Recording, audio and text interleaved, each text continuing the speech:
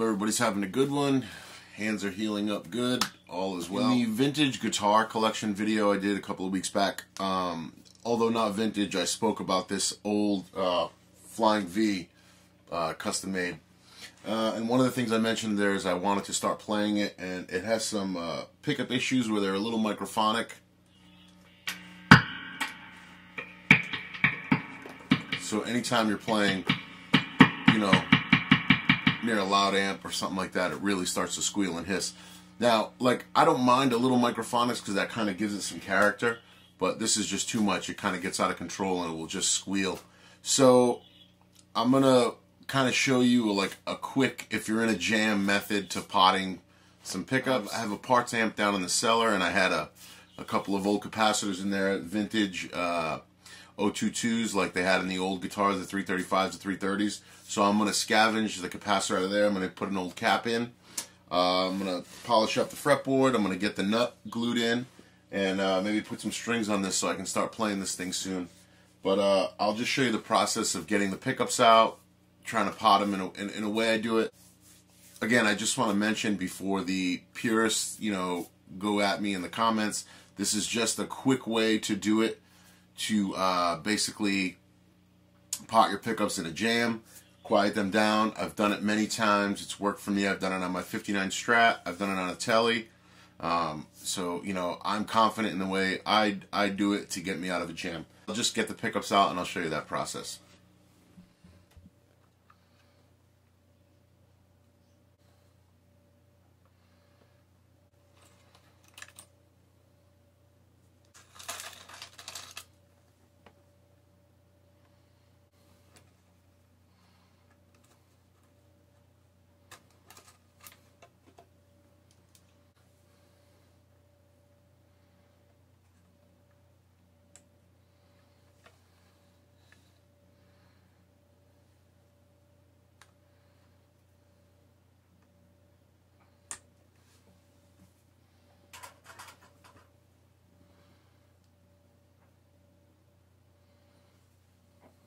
One thing I did remember when working on this pickup, I flipped the magnet around to kind of get that out of phase tone, and I'm wondering if, you know, the pickup cover is loose in a way a little bit.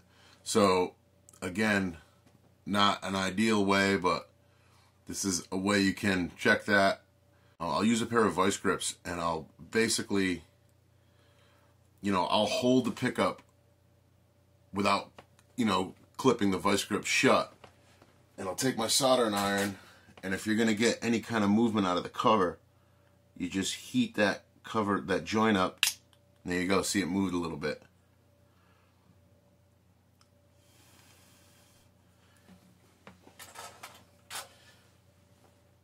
So I do that on the other side. Now I notice it's tighter to the feel itself.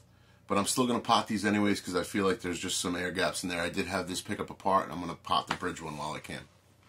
So basically, this is what I've used. You know, it's there's not much water in this pan. I'm using the ring from the top of this mason jar to basically elevate the mason jar with the wax in there.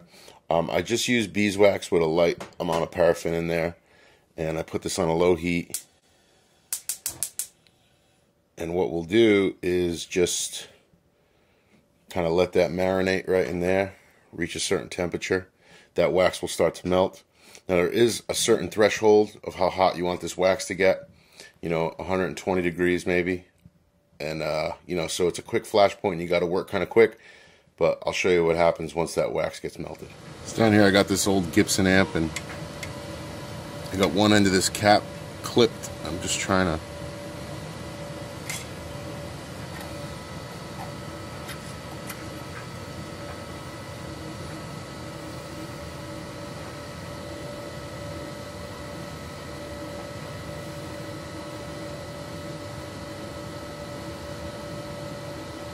get it upstairs. We'll test it out. Alright, so we have a few capacitors to test out. We'll start with the original one.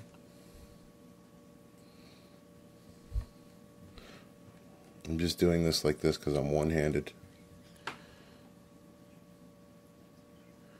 Okay, so for a .022 cap, that's in spec.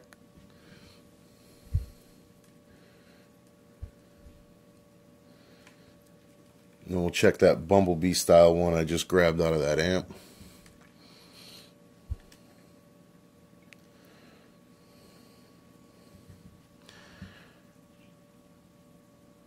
A little high.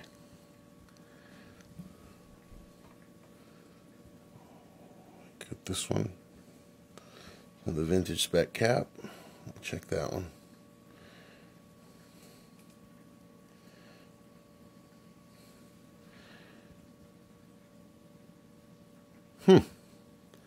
So, I mean, if we just want to go for guitar nerd stuff, we'll just go with the Chi-Town.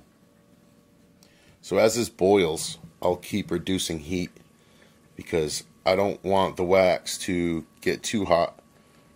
I just want it to kind of pool up in there at a certain temperature. So I just keep my eye on it. You got to drive the heat up at first, just initially get the wax to melt, and then there's a quick point where you can just drop the heat and it'll kind of just keep it warm, and that's what you're looking for.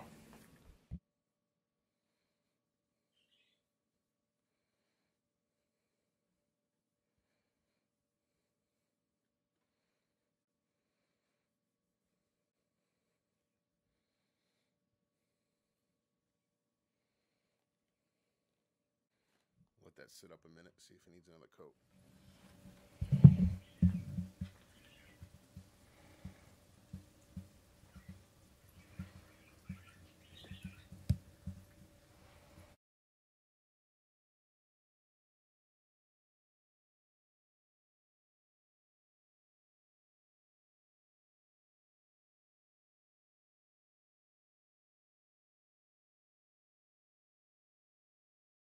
Alright guys, so we're coming in hot about 120 right now, and I want to try to do this quick. Take my first pickup.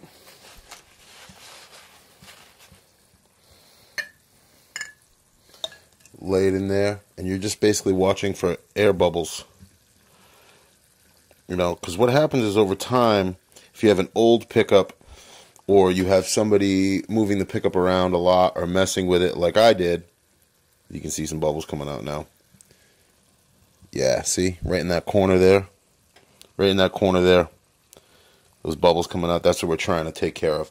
So what happens is over time is somebody messes with the pickup or the pickup becomes loose, and those windings around those magnets, they form these annoying vibrations. So now we're just basically filling in the void there. And that's exactly what I wanted to happen. See those bubbles coming out? That represents the air being pushed out by the hot wax going through. Filling in the void. Move it around a little bit, and you know, I don't want to leave it in too long. I just want it long enough so I don't see any bubbles coming out. And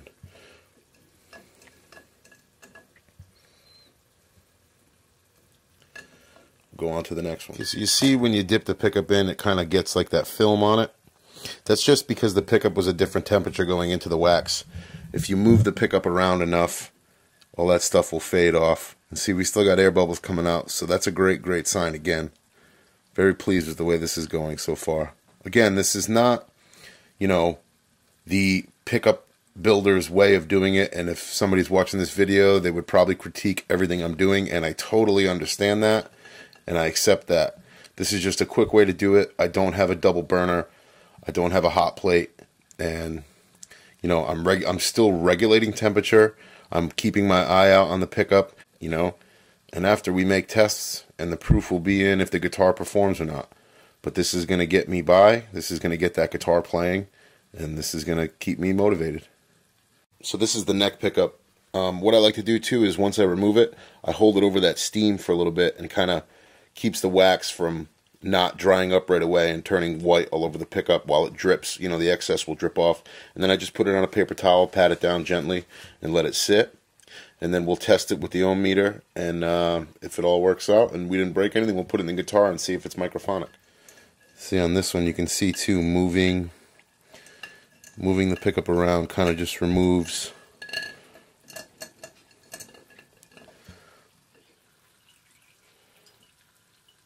Alright, Alright, so the pickups are in, and just to keep it honest, this is not going to give you a dead-on exact measurement, but we're just doing this to make sure we didn't hurt anything in the process. Good. And then we'll go over to the bridge pickup.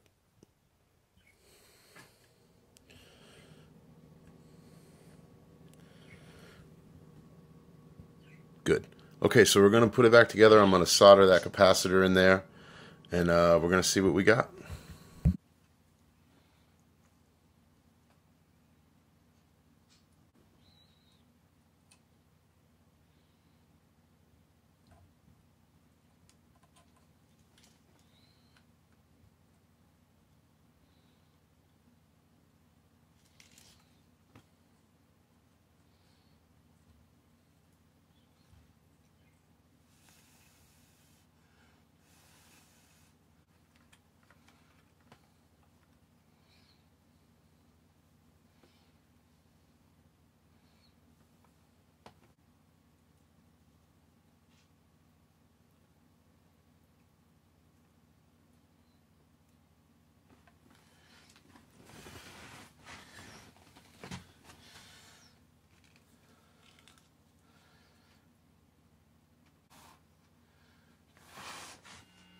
Alright, so we got it wired up, much quieter.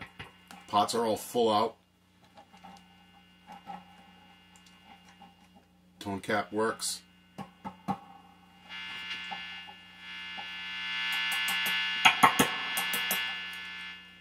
Pretty good. I'm going to get some strings on it, and eventually when the hand gets broken in, I can play. Alright guys, so there you go. We were able to dig into this Flying V finally and get some work done and improve it so I can start playing it. Like I said, a few weeks back, Joe and myself reshaped the neck, kind of just took some of the beefiness out of it and gave it a V profile. Now it's really comfortable, and I knew I had some maintenance to do as regarding, you know, microphonic pickups. They were squealing. Not sure in the video if it does pick it up because I didn't put a drive through it. It's still early here, but they were squealing pretty hard.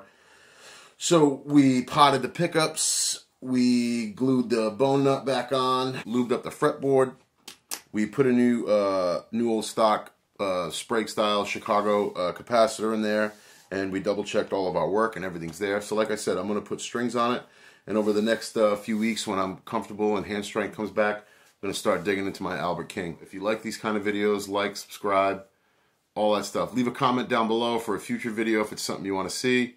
Just let me know and I'll try to do my best to accommodate. I appreciate all the new subscribers. I appreciate all the likes I've been getting and all the communication with everybody. Also, the Riff now has a Facebook page.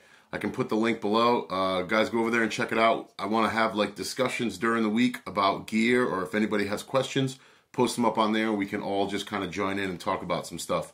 But it's a way for us all to stay connected and talk about the things we enjoy, like guitars and tones, you know.